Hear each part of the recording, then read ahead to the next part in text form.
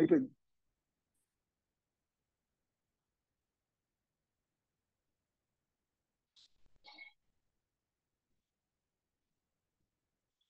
లక్ష్మి గారు వినిపిస్తోందండి?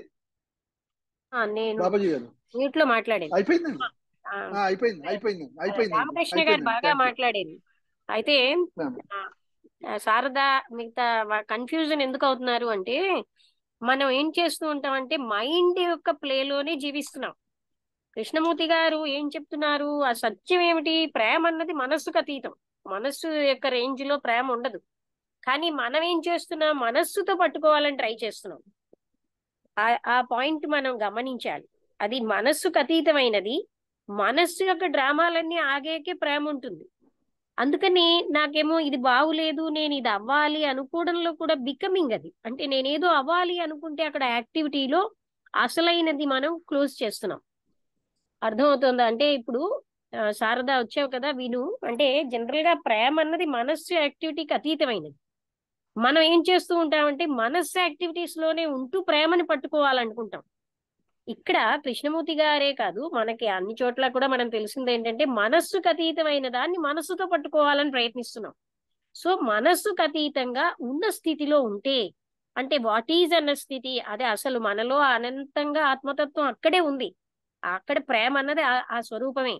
కానీ మనం ఏం చేస్తూ ఉంటాం, అది కాకుండా ఇప్పుడు నేను ఏ స్థితిలో ఉన్నానో దాంట్లోంచి మనం ఆలోచన లేకుండా గమనిస్తూ ఉంటే అందులోంచి బయటపడిపోయి అసలైనటువంటి తత్వంలోకి వస్తాం. మనం అసలైన సత్యం మనకు అనుభవంలోకి వస్తుంది. కానీ మనం అందరం అలా కాకుండా మనస్సు యొక్క యాక్టివిటీస్ లో ఇలాగ కోపంగా ఉండడం నాకు నచ్చట్లేదు, నేను శాంతంగా ఉండాలి అనుకుంటే అయిపోతుందా? స్ట్రగుల్ వస్తుంది మనకి. అందుకనే కోపం శాంతము ఈ రెండూ కూడా శాంతంగా ఉండాలని ఒక పోరాటం. ఈవెన్ మెడిటేషన్ లో కూడా అంతే, ఆ పోరాటాలే జరుగుతున్నాయి. అందువలన మనకి ఏంటంటే అది యాజ్ ఇట్ ఈస్ చూడగలిగినప్పుడు, నాట్ విత్ ద మైండ్. ఇక్కడ జ్ఞాపకం ఉంచుకోవాల్సింది ఏంటంటే మనస్సుతో కాదు, ఆ వాట్ ఈజ్ అనేది అనే యథార్థ స్థితిలో ఎప్పుడైతే, అందుకే ఏమి చెయ్యకుండా దాన్ని చూస్తూ ఉంటే అవగాహనలోంచి అంతమయ్యి అసలైన మన స్వరూపం అన్నది అక్కడికి వస్తుంది. మన స్వరూపమే ప్రేమ. కనుక మనం అందరం ఏమిటి చేస్తూ ఉంటామంటే మనస్సు రేంజ్ లో అసలైనటువంటి స్వరూపాన్ని కవర్ చేస్తున్నాం. కానీ మనం అబ్జర్వ్ చేయని విషయం ఏంటంటే మనం మనస్సు రేంజ్ లోనే ఉన్నాం, ఆలోచనలతోనే ప్రతిదీ పట్టుకుంటున్నాం. అసలు సనాతన జ్ఞానం అదే చెప్పింది, అది మనస్సుకు అతీతమైనది. కానీ మనం మనస్సుతోటే, మనస్సు యాక్టివిటీస్ తోటే పట్టుకుంటాం. అదే ఇక్కడ ఇబ్బంది అవుతుంది. అంటే ప్రతిదీ శారద అర్థమవుతోందా? అయితే మనం ఉన్న స్థితిని యాజ్ ఇట్ ఈస్ గా ఏ ఆలోచన లేకుండా చూడగలిగేసరికల్లా అందులోంచి మనకు అవగాహన వచ్చేస్తుంది. అదే చెప్పేస్తుంది ఏమిటి ఆ స్థితి అని. కానీ మనం అప్పుడు కూడా ఆలోచనతో చూస్తున్నాం, అప్పుడు మనకు అర్థం అవ్వట్లేదు. ఆ వాట్ ఈజ్ అన్న దాని దగ్గర ఆలోచన పెడుతున్నాం. లేకపోతే ఆ యథార్థ స్థితిలోంచే అసలైనటువంటిది, ఆ స్వరూపం బయటకు వస్తుంది. కానీ మనం ఈ లోపల ఈ మనస్సు చెప్తుంది, చిచి ఇదేం బాగోలేదు, ఏం బాగుంటుంది ఇలా కోపంగా ఉంటే, శాంతంగా ఉండు అంటే శాంతంగా ఉండాలని ప్రయత్నం చేస్తాం. కానీ ఏమిటి లాభం? అక్కడ సంఘర్షణే మిగిలింది. కోపం సమూలంగా, లేకపోతే కోపాన్ని అణిచేస్తాం, లేకపోతే ఆ సిచ్యుయేషన్ నుంచి ఎస్కేప్ అవుతున్నాం. బట్ ఆ కోపం అలాగే ఉంటుంది. అది సమూలంగా పోవాలంటే, కోపమే అవనండి, గర్వమే అవనండి, ఏదైనా దుఃఖమే అవనండి, దాన్ని మనం అవగాహన చేసుకోవాలి. అందుకే వాట్ ఈజ్ అన్న స్థితి అన్నది అవగాహన అయినప్పుడే అసలైన స్వరూప జ్ఞానం అక్కడ మనకు తెలుస్తుంది.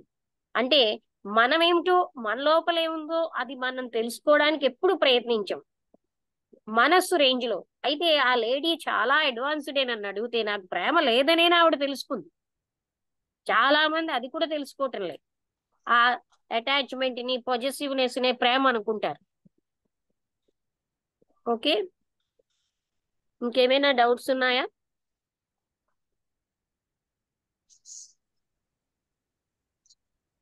నమస్తే మేడం. నమస్తే. అంటే ఇప్పుడు ఓకే ఇప్పుడు అబ్జర్వ్ చేయాలి అంటున్నారు కదా మేడం. ఆ. మామూలుగా చేస్తూ ఎప్పుడు మనసు అడ్డం పడుతుంది కదా మేడం, దాని నుంచే మనకు అలవాటు అయిపోయింది కదా, అది ఎలా అనేది? ఎలా కాదండి, చూడ్డమే. చూస్తూ ఉంటే, ఇప్పుడు మీ లోపల మీరు చూస్తూ ఉండండి ఏ క్షణం. ఇప్పుడు మీ పేరు బుద్ధుడు అని రాత్రి 12 గంటలకు లేపినా ఎలా గుర్తుంటుందండి? అవునా? అలానే అవును. అది చూడటం అంతే. ఆ మనస్సు ఎలా ఆలోచిస్తోంది, ఎలా ఫీల్ అవుతోంది, మనం అంతా అవుట్ సైడ్ చూస్తాం, ఇంటర్నల్ గా చూడటంలే. అది కూడా అవేర్నెస్ తో చూడాలి, ఎరుకతో. అంటే ఏదో కేర్లెస్ గా కొంతసేపు అటు ఇటు వెళ్తున్న మనస్సుతో సగం సగం అటెన్షన్ తో చూస్తే మనకి అవగాహన అవ్వదు. అందుకని టోటల్ అటెన్షన్ తో మనం అలా చూడ్డానికి ప్రతినిత్యం లోపల ఏం జరుగుతోంది అన్నది మనకు తెలియాలండి. అంటే మనసు స్థితిని గమనించమంటారా మేడం? అది మనకి అంతా మనస్సే కవర్ చేసేస్తుంది లోపలంతా. ఉమ్. ఆలోచనలు ఎరుకలో మనసు పనిచేయదు. అదే ఎరుకలో కదా మనసు పనిచేయదు. ఇక్కడ ఎరుక నేను ఆయన అడిగేది ఏంటంటే ఎలా గమనించాలి అన్న దగ్గర అడుగుతున్నారండి. ఎరుక ఇంకా ఆ అవును, ఎరుక అనేదంటే మనసు పెట్టి యాక్టివిటీ ఆఫ్ ద మైండ్ నే- అబ్జర్వ్ హా, చేయాలి. నేను డైరెక్ట్ ఎరుక వరకు నేను పోతాను కదా, అప్పుడు నేను దేన్ని గమనించాలి అంటే అది నా ఆలోచనలు నేను గమనించాలి. అవును, గమనించుతూ ఉంటే ఆ అటెన్షన్ వల్ల మీకు అవి ఆటోమేటిక్ గా అది మీరు చూస్తూ ఉంటే తెలుస్తుందండి. ఎందుకంటే ఎలా అని ప్రశ్న అవును. వేస్తే ఇది ఎవరి నుంచి పొందే ఆన్సర్ కాదు, ఎవరంతటి వాళ్లే ఆ దాన్ని మనం గమనించాలి. Okay madam.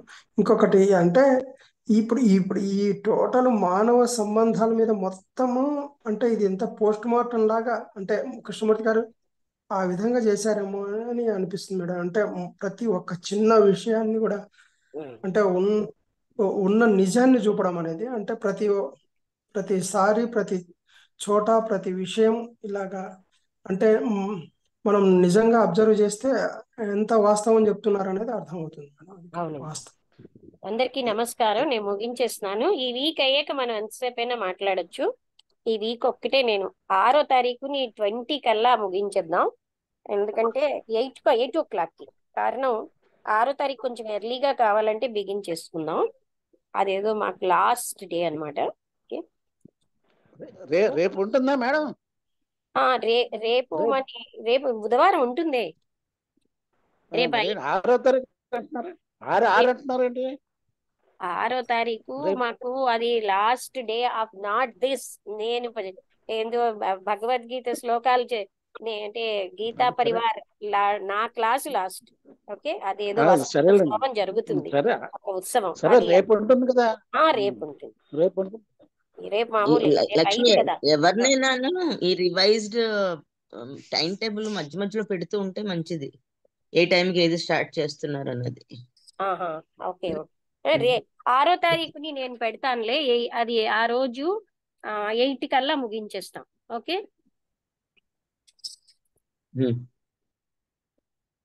అందరికీ నమస్కారం. అయినా రమణ మహర్షి క్వశ్చన్స్ కూడా చాలా చిన్నగానే ఉంటున్నాయి. మనం అయిపోతున్నది రోజు ఆల్మోస్ట్. ఏదైనా ఎక్కువైనా ఆ రోజుకి ఆపుదాం. ఓకే, అందరికీ నమస్కారం అండి. ముగించేస్తున్నాను. నమస్తే అవును, మేడం. శారద చెప్పింది రైటే. నేను శారదకి చెప్తే నువ్వు పెడుతూ ఉండలేదు. ఈ పెట్టడం కూడా